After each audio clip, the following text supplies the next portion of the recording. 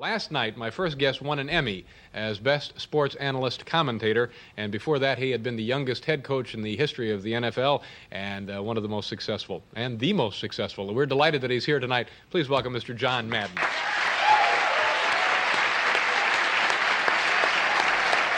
John, how are you? Nice to see you, sir.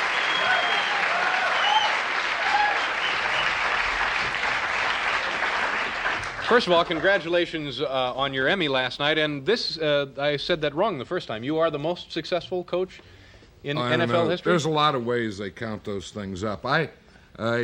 Percentage-wise, I think. You had the highest winning percentage? I think so, yeah. Who would be, of the active people, close to you now? Don Shula. I think Don Shula would be close. Yeah. Tom Landry, of course. Yeah. Bud Grant.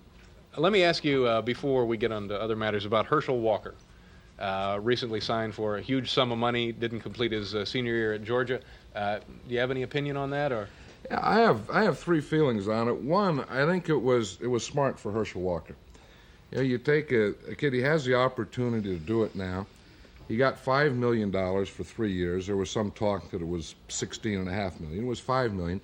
He got $1 million cash up front, and you know, you never know what's going to happen next year. I mean, he could not take that money and then go out and get injured at Georgia, and he has nothing.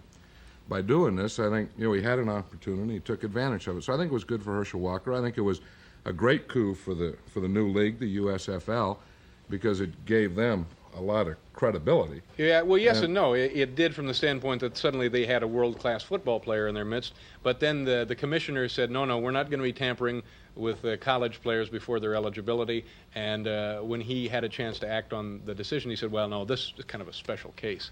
So well, I think so. I think they had to do it. You know, there's so many lawsuits now. If you have someone who wants to sign, Herschel Walker wanted to sign, and he wants to sign, and he's ready, you darn near have to sign him. I mean, I think he could have really done the same thing to the National Football League. Yeah. So, I don't know. I mean, I think it was good for the league because they got him. Now, they may say that, you know, we're sorry, we didn't mean to do that, but doggone it, it's done. They do have him. Yeah.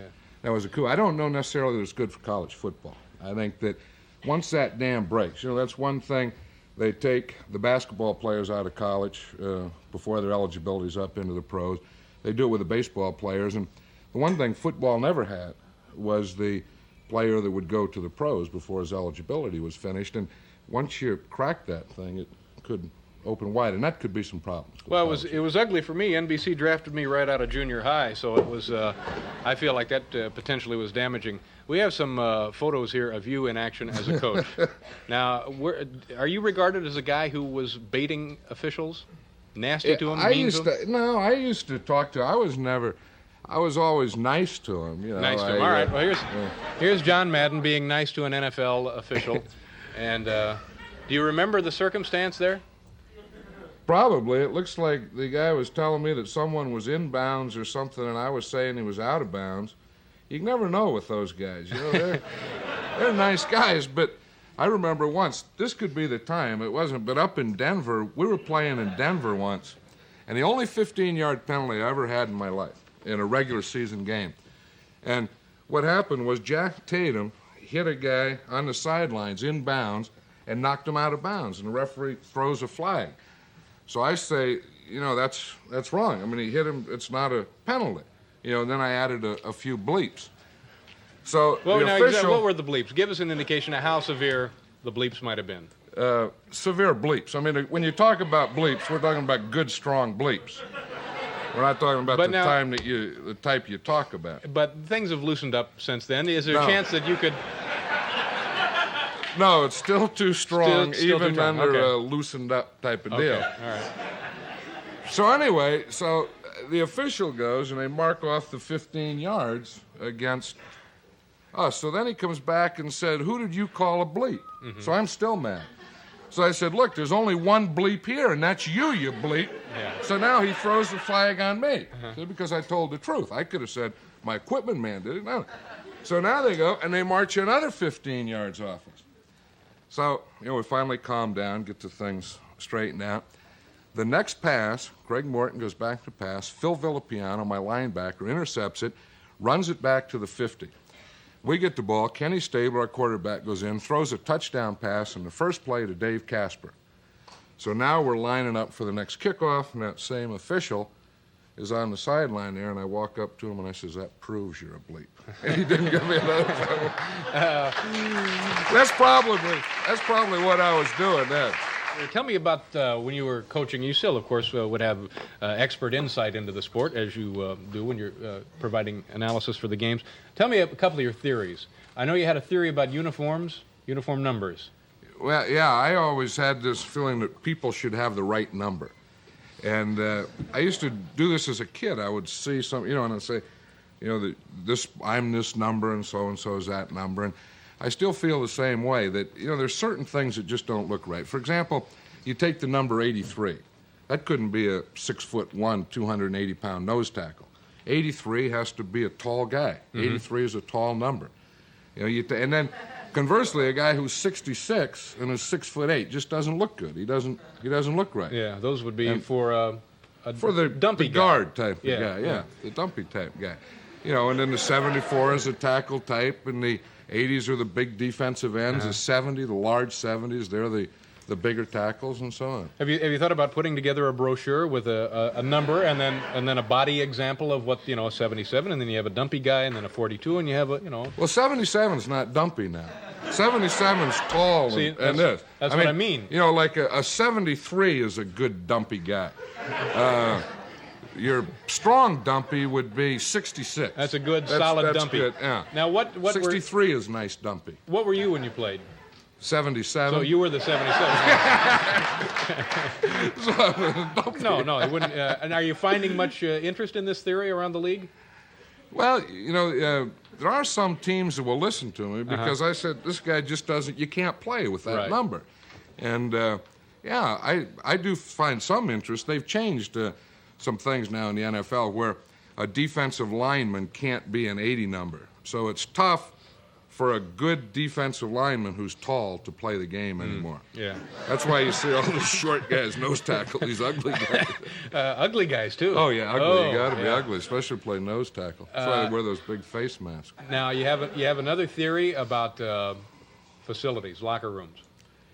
I really think, I seriously feel this, that the more money that players make today, the more sparse their locker room should be. And I think when you pay a guy millions of dollars, and then you have these big, thick carpets and so on, and you let him come in here, he forgets what football is all about. And they don't like to go out and play. And I've seen it happen. I really believe years ago it happened to the Kansas City Chiefs. They were a great football team. Then they got Arrowhead Stadium, and they had thick carpets. They had these whirlpools of 10, 12 guys. Well, Hank liked that. Hank Stram liked stuff like that, good carpet and so on. Yeah, he did. Well, talking about Hank, locker room, see, at Oakland, we believe, man, nothing. We wouldn't even put a carpet on the floor. And we had the floor in the towels. We'd throw some towels there and tell them that was carpet. But that was one of the advantages I always felt that we had in Oakland, in the Oakland Coliseum, is that it was tough to come out there. We had great fans there. The other team, they would really get on, really boom. And being down there below the locker rooms, it was, kind of dirty and musty and stinky and so on. And now you're talking. Of stuff. Yeah, now you're talking real football. And our guys kind of love that. Yeah. The Oakland Raiders. Well, one time we were playing the Chiefs, and it was the day before the game, and I was walking out of our locker room, and I was going by the visiting team locker room the day before. I saw about 5 or 6 guys out there, exterminator-type guys, and I asked them what they were doing. They said, well, we have some rats. We found some rats in this locker room, in the visiting team room, and we're trying to get rid of them. I said, get rid of them, baloney. I said, feed them. Yeah. Don't get rid of them. I don't want to. I swear, I wouldn't let them do it. I said, get out, we'll pay you, whatever you want. Leave the rats in the, if you found some. So now we're playing the Chiefs the next day. So I'm the host coach. So I figure, well, you got to be a good host. So I went up. And it was the Chiefs were in the locker room, and this is a couple hours before the game. Locker rooms before our game are very quiet. So I went up and I knocked on the door and I said, I'd like to see Hank. And Hank came up, so I talked real loud. And I said, Hank, listen, we have a problem here. There's some rats in the locker room. Now, we're trying to get rid of them, Hank. We're trying to get rid of these rats. We'll do something. We're doing everything we can about this thing. But, and you can see the players, they're afraid to put their helmets on. They're checking their pants and taking them off. And But those types of things, I think help. That's when you talk about home field advantage, that's what you're talking about. That's good. That's good heady football. When you were coaching, and of course you explained the home field advantage and what that means, did you have anything inspirational to leave with players before they went out into combat? Yeah, and I had no idea what it meant. I used to always get in there, and just before we'd get ready to go out there, we'd call up all the players, and I would say if we were kicking off or receiving, and then what we were going to do. Then the last thing I always said was, don't worry about the horse being blind, just load the wagon.